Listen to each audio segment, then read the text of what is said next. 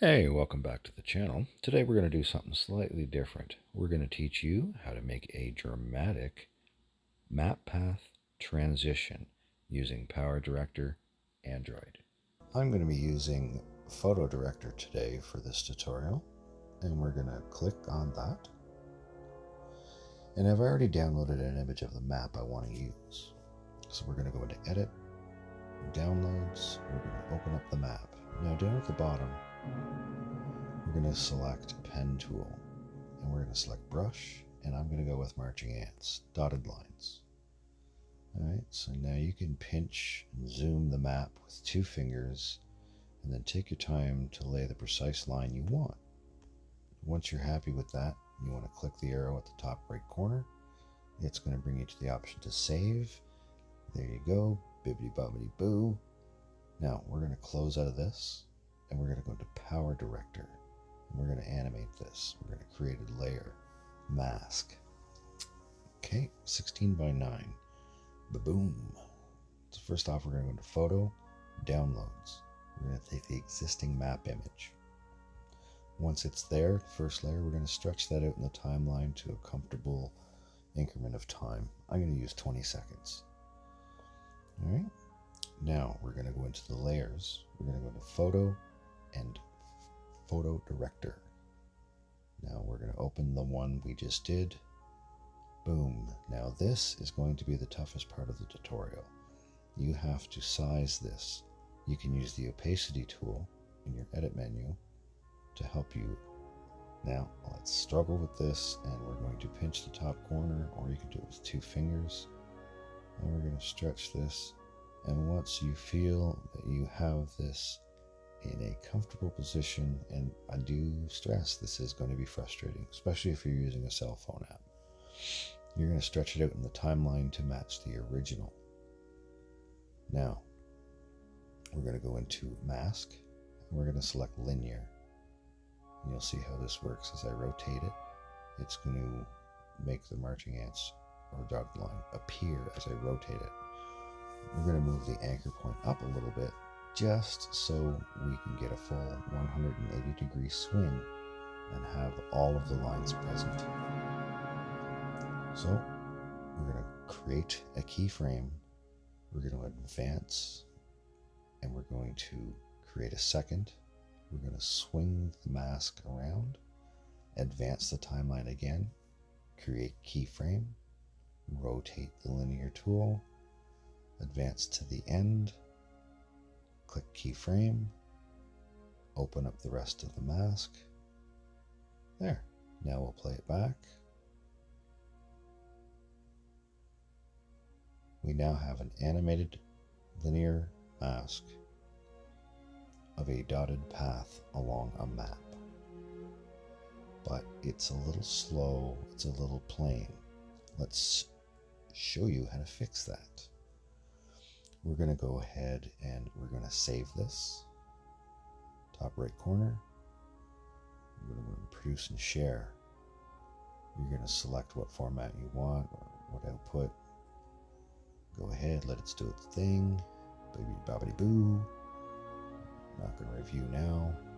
Back to the project. We're going to delete these layers out of here. Now we're going to import from video what we just created. Powerdirector. First one. Open says me. Now we have the animation we created on one filmed layer. Now we can do our edits, our zooms, our pans. We can speed up, we can slow it down. Let's show you how we work this magic. Now you have a variety of tools at your disposal to create a cinematic, dramatic effect. I like to use pan and zoom a lot, so we're going to go ahead and select that. Now we have a start and an end position. We're going to select the start. We're going to zoom in on the map where our path of travel starts, and then we're just going to let it play out to its full zoom or original position, thus revealing the map as the line progresses.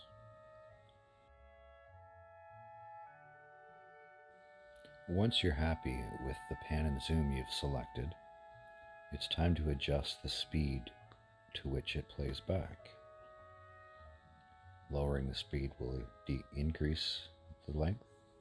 Increasing the speed will decrease the length. You might want to try this several times to get the right feel. Times 4, I think, works out the best.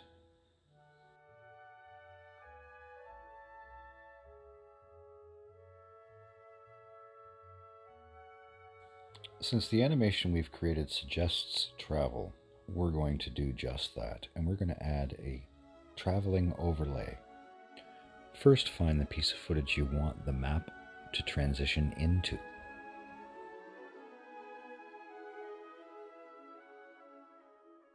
With this point selected, we now need to select the preceding footage in order to overlay it to the existing map. This will be about 5 seconds, so some trimming will be in order. Do it from the front, not the end, because the end is what transitions to the actual footage, as you'll see.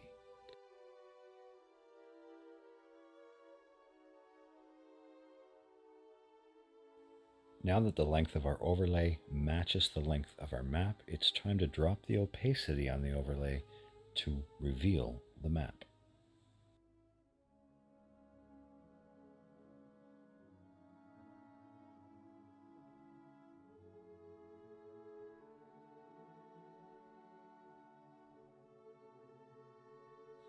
I used a fade transition between the map and the film, and it proved a little glitchy, so I used a crossfade, and the results was a little smoother.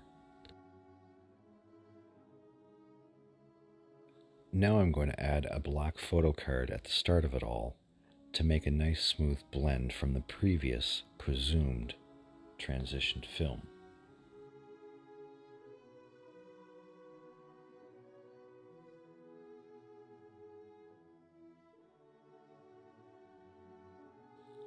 Adjusting the photo card to the desired length of time, you will need to compensate and offset the overlay to the map.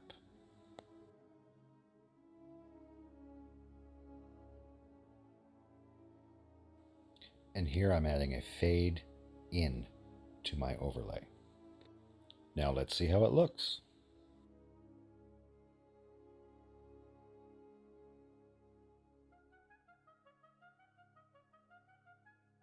Now, if you don't already have an audio track selected, now is the time. Start by selecting music, and then you're going to go into stock music, and then you're going to find something suitable. I'm going to go with production, A Brisk Walk. We're going to download it. We will apply it as soon as it's done downloading. There we go. Now you can go ahead and adjust the length of the audio track to the desired video. Clip it, delete it, and then you want to fade out the audio.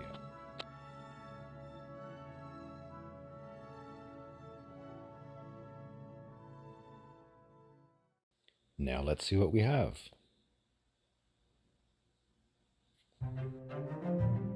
Thank you again for watching. If you liked this tutorial, please give a comment, a like, and even a subscribe. It won't hurt. It is free.